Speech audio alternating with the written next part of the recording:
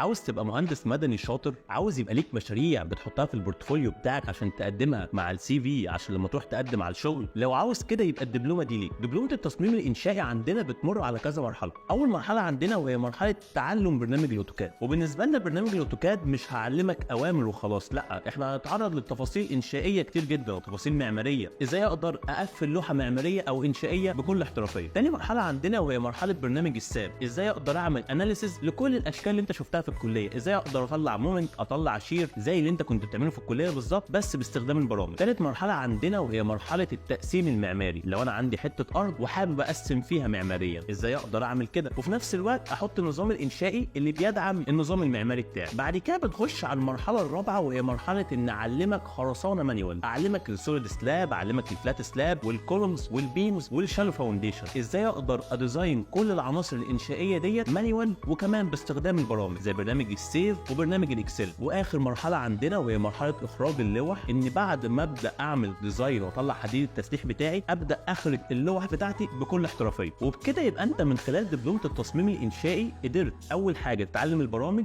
تاني حاجه تتعلم خرسانه مانيوال، تالت حاجه تطلع لوح انشائيه محترفه تقدر تحطها في البورتفوليو بتاعك. كل اللي مطلوب منك تبعت لنا على رسائل الصفحه عشان تعرف التفاصيل اكتر وهرد عليك.